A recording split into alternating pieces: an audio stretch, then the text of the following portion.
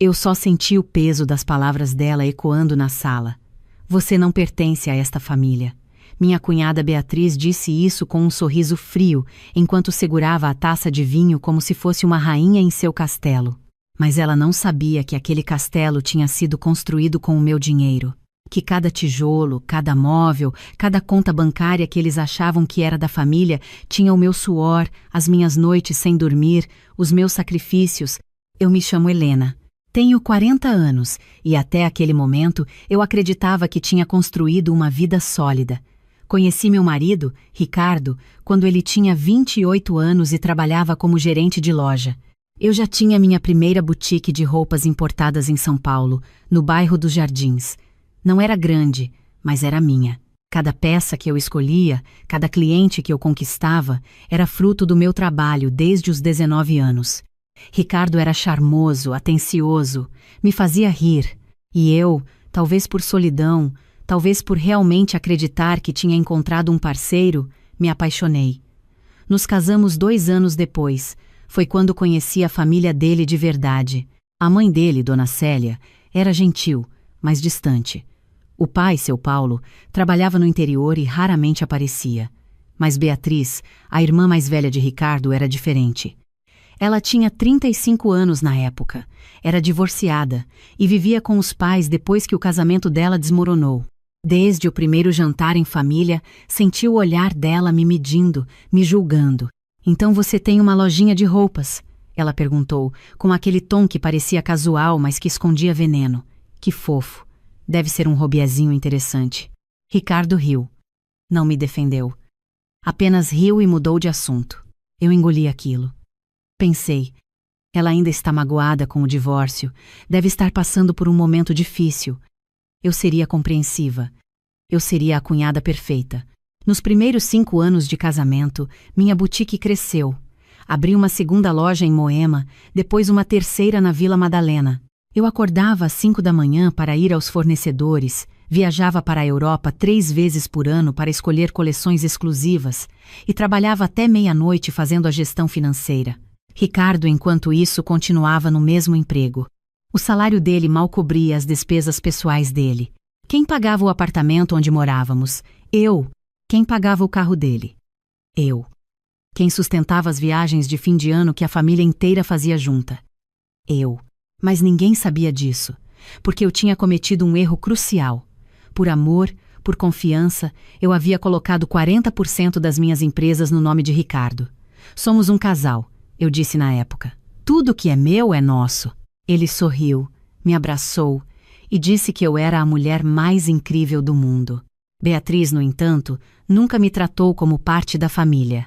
Nas reuniões de domingo, ela falava sobre o dinheiro do Ricardo, como se ele fosse um empresário de sucesso. Ela dizia coisas como: meu irmão sempre foi brilhante nos negócios. Desde pequeno, ele tinha visão. Eu ficava ali, servindo o almoço, ouvindo aquilo em silêncio. Você não vai falar nada?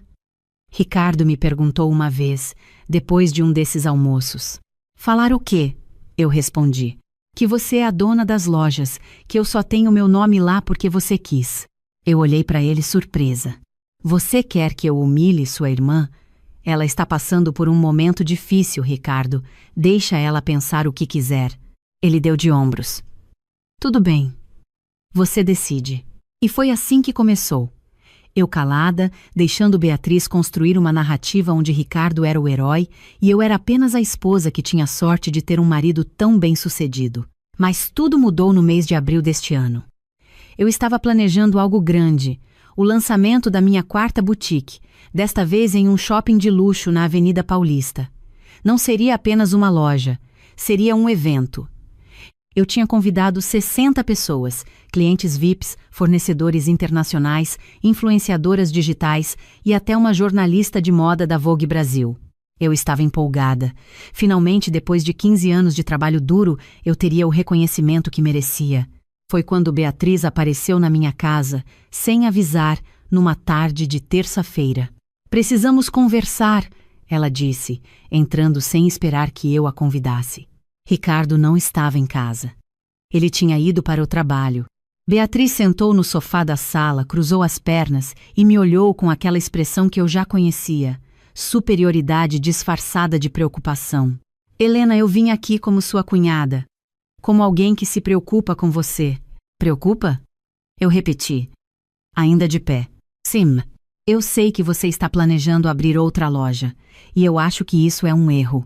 Eu pisquei, confusa. Um erro? Helena, você já tem 3 lojas. Não acha que está se esticando demais? Ricardo me contou que você está usando o dinheiro da empresa para bancar esse novo projeto. E se der errado, você vai prejudicar meu irmão, vai prejudicar a família dele. Eu senti algo queimar no meu peito. Beatriz, as lojas são minhas. São suas e do Ricardo, ela corrigiu, apontando o dedo para mim. Ele tem 40%, Helena. Então, tecnicamente, qualquer decisão financeira grande deveria ser discutida com ele. E com a família. Com a família? Eu repeti, incrédula. Claro. Porque se algo der errado, quem vai sofrer as consequências? Meu irmão. Minha mãe. Meu pai. Nós somos uma família, Helena. E você, como esposa dele, deveria pensar em nós. Eu respirei fundo, tentando manter a calma. Beatriz, eu agradeço sua preocupação, mas eu sei o que estou fazendo. Eu fiz isso sozinha nos últimos 15 anos. Ela riu. Não foi uma risada de deboche, mas quase. Sozinha. Helena, meu irmão te ajudou. Ele colocou o nome dele nas empresas, ele te deu credibilidade. Você acha que seria tão fácil conseguir empréstimos, fechar contratos com fornecedores, se você fosse só uma mulher sozinha? Eu fiquei em silêncio. Porque, pela primeira vez, eu percebi. Ela realmente acreditava nisso. Ela realmente achava que Ricardo tinha sido essencial para o meu sucesso. Eu vim aqui te dar um conselho, Beatriz continuou, levantando-se. Cancela essa inauguração. Espera mais um tempo. E se você realmente quer continuar crescendo, talvez seja a hora de você deixar Ricardo assumir a gestão das lojas. Ele é homem, Helena. Ele tem mais experiência com negócios. Eu não consegui responder. Eu só a vi sair pela porta, acenando com a mão como se tivesse acabado de me fazer um favor. Quando Ricardo chegou em casa naquela noite, eu contei tudo.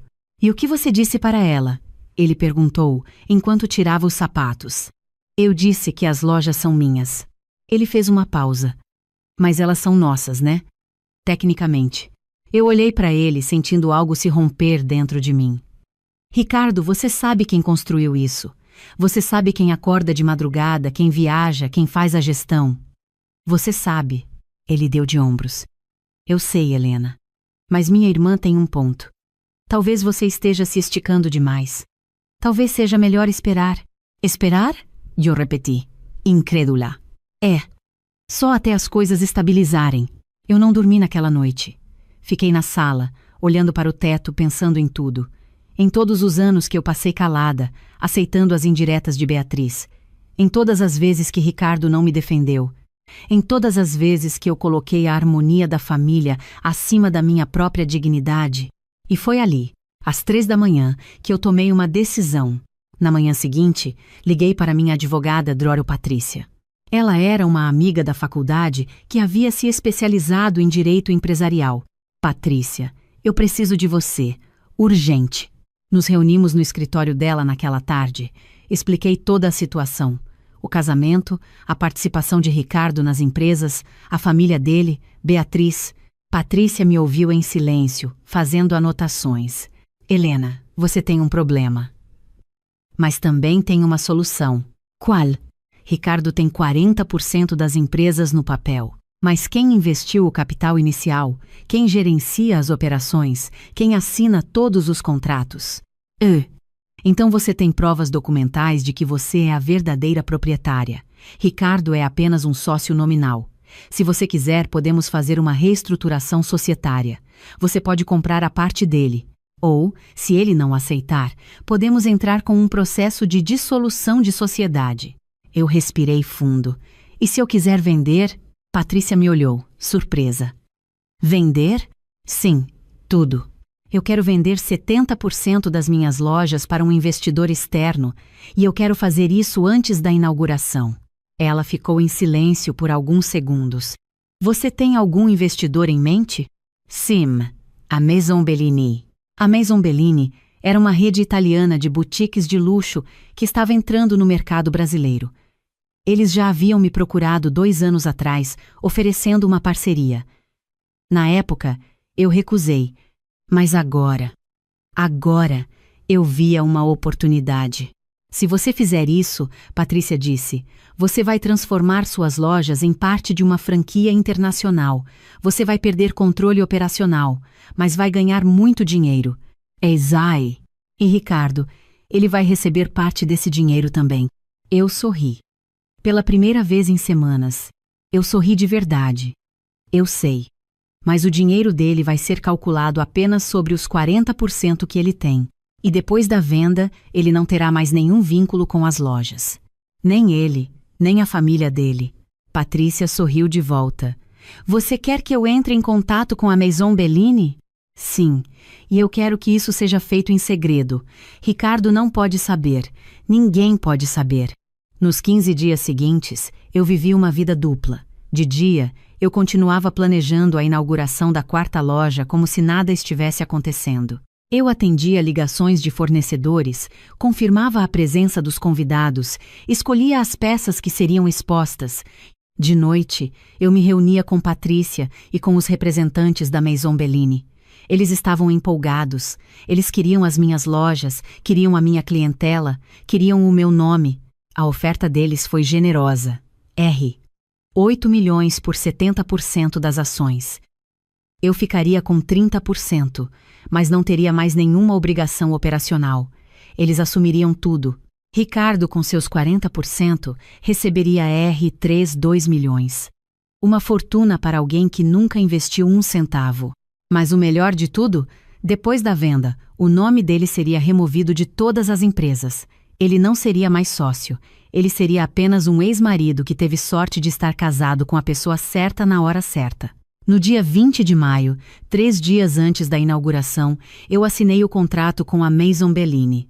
Foi no escritório de Patrícia, com 2 advogados italianos presentes.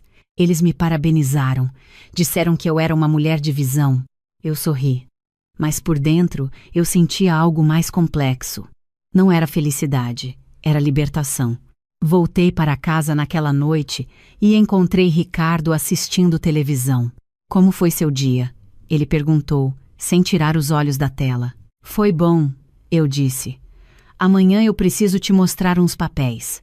Papéis? Sim, sobre a empresa, nada demais. Ele deu de ombros. Deixa para depois da inauguração. Eu estou cansado. Eu não insisti. No dia seguinte, Beatriz apareceu na minha casa novamente.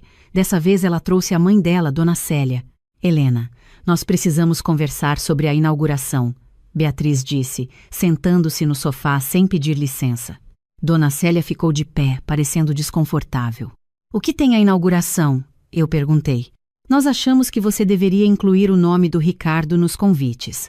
Afinal, ele é sócio. As pessoas precisam saber que essa conquista é dos dois. Eu respirei fundo. Beatriz, os convites já foram impressos. Então manda reimprimir. Não. Ela me olhou. Surpresa. Como assim não? Eu disse não. Os convites estão prontos. A inauguração vai acontecer do jeito que eu planejei. Beatriz se levantou, com as mãos na cintura. Helena, você está sendo egoísta. Meu irmão é seu marido. Ele merece reconhecimento. Reconhecimento por quê? Eu perguntei, sentindo a raiva subir. Pelo que ele fez? Pelo dinheiro que ele investiu? Pelas noites que ele passou acordado gerenciando as lojas? Ele colocou o nome dele nas empresas! Beatriz gritou. Ele te deu credibilidade. Eu ri. Foi uma risada amarga, cansada. Beatriz, você realmente acredita nisso, não é? Você realmente acha que eu só consegui ter sucesso porque seu irmão estava ao meu lado? Sim, ela disse, sem hesitar. Uma mulher sozinha nunca conseguiria fazer o que você fez. Você deveria ser grata a ele. Dona Célia tentou intervir. Beatriz, talvez nós devêssemos. Não, mãe. Beatriz a interrompeu. Ela precisa ouvir isso.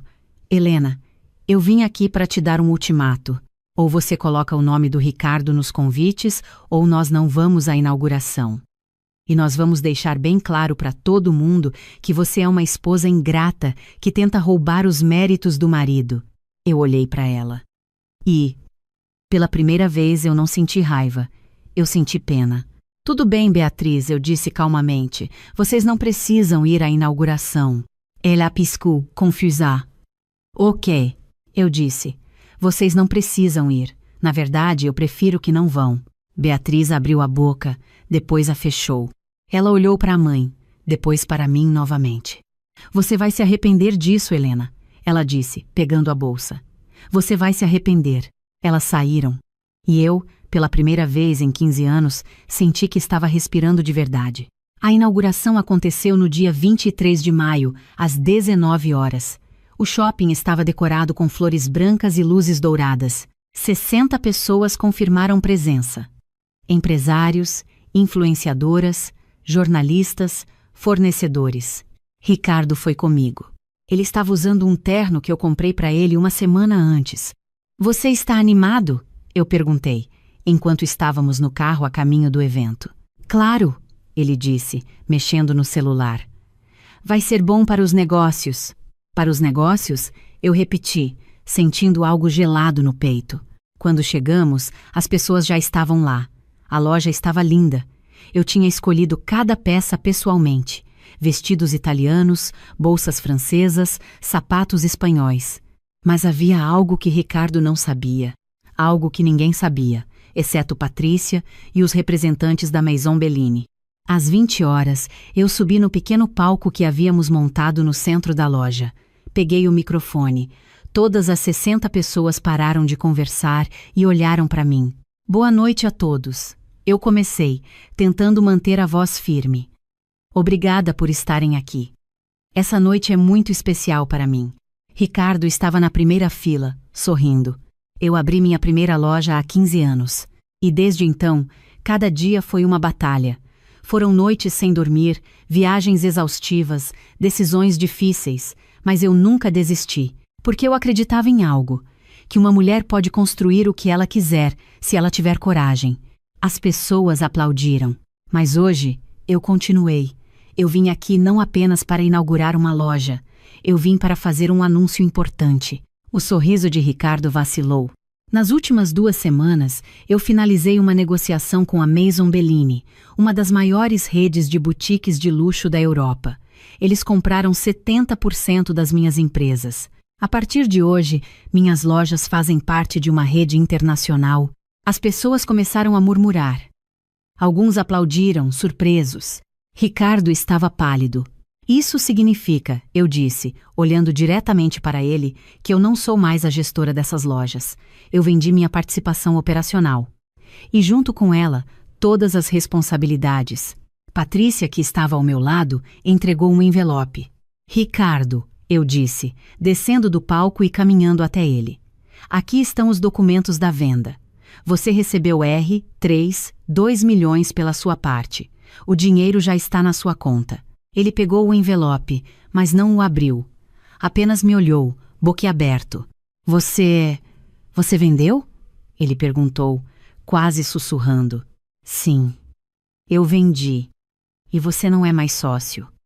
Seu nome foi removido de todas as empresas. Mas você não pode fazer isso sem me consultar. Posso sim, eu disse calmamente, porque legalmente eu sou a proprietária majoritária. Você só tinha participação porque eu permiti. E agora eu decidi que não permito mais. Ele estava tremendo. Helena, o que você está fazendo? Eu estou me libertando, Ricardo. De você. Da sua irmã. Da sua família. De todos que passaram 15 anos me fazendo sentir que eu deveria ser grata por ter um marido. Eu virei para as 60 pessoas que estavam me olhando. Obrigada pela presença de vocês. Aproveitem a festa. Eu não vou ficar. E eu saí. Deixei Ricardo ali, no meio daquela multidão, com o envelope na mão e o rosto em choque. Nos dias seguintes, ele tentou me ligar 30 vezes. Eu não atendi nenhuma. Beatriz apareceu na porta da minha casa, gritando que eu era uma golpista, que ela ia processar, que eu ia pagar por isso.